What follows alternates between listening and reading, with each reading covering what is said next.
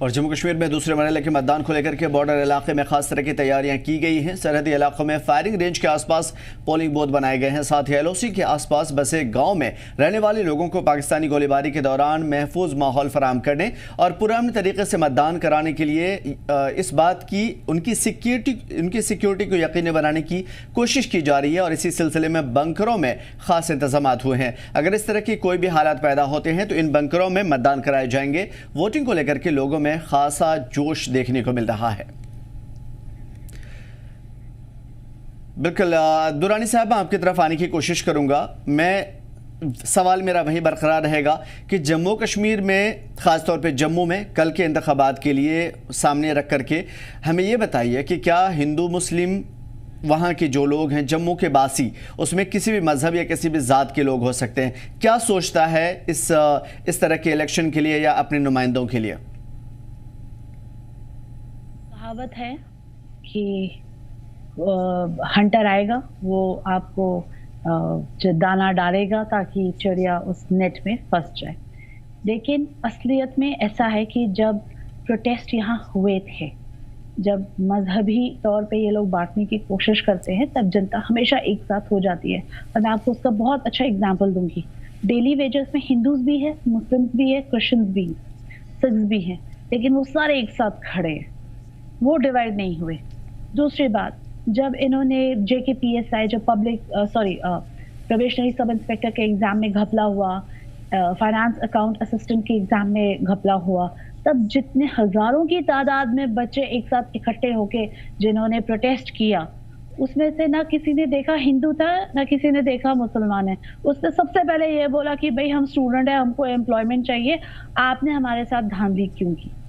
तीसरा, जब भी आप NHM हो, होम गार्ड्स हो, SPOs हो, रहबर तालीम हो, रहबर जंगलात हो, आप किसी भी कॉज को अगर देखते हैं उसमें कोई हिंदू मुस्लिम नहीं करता। उसमें सिर्फ ये कहते हैं कि भाई हम सिटीजन्स हैं, हमको हमारा हक दे।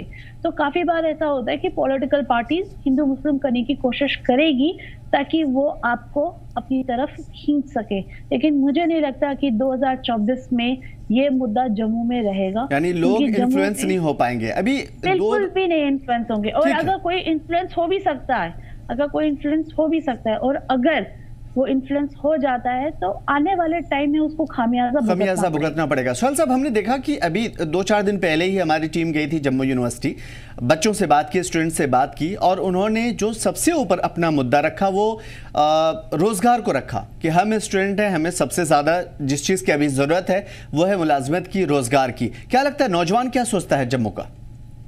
हर नौजवान नौकरी की तलाश में रहता है। देखिए, जम्मू कश्मीर में टूरिज्म पोटेंशियल बहुत ज्यादा है और पिछले 2 सालों में टूरिस्ट का इनफ्लो भी काफी बड़ा है।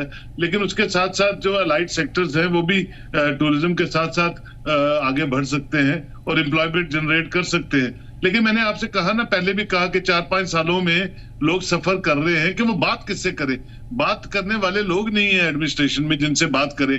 और जो बाबू राज यहाँ चल रहा है 4-5 साल से, वो लोगों पे हावी है। करप्शन जो है वो ब्यूरोक्रेसी में बहुत ज्यादा बढ़ चुकी है और वो किसी को वो बर्दाश्त ही नहीं करते हैं। ना वो गुप्ताज को जानते हैं, ना शर्माज को जानते हैं, ना काजमीज को जानते हैं, तो वो तो बाहर के लोग हैं।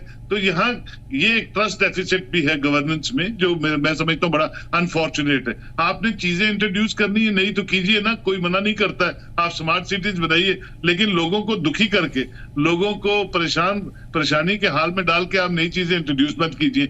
नई चीजें का फायदा लोगों को तभी होगा जब लोग उसकी सराहना करेंगे, उसकी तारीफ करेंगे। और मैं समझता हूं कि अब जो हो गया उसको तो हो गया, लेकिन आगे जो है मैं समझता हूं गवर्नमेंट ऑफ इंडिया को आपके माध्यम से ये है कि जो पाइपलाइन में प्रोजेक्ट्स हैं जम्मू कश्मीर के, चाहे वो असेंबली इलेक्शन है, चाहे एडमिनिस्ट्रेटिव बॉडीज को स्ट्रेंथन करने की बात है, जितनी कॉर्पोरेशंस हैं सब डिफंक्ट पड़ी हुई है यहाँ पिछले 5 सालों से, तो ये अनफॉर्चुनेट है। इन सब को बहाल कीजिए, एक डेमोक्रेटिकल इंस्टीट्यूशंस को स्ट्रॉन्ग कीजिए और लोग जो चाहते हैं वो लोगों की जो राहत के जो चीजें हैं उनको इंट्रोड्यूस कीजिए ताकि ये सब चीजों का फायदा लोगों तक पहुंचे। फिजा अच्छी हो गई है और अवाम का भला हो। बिल्कुल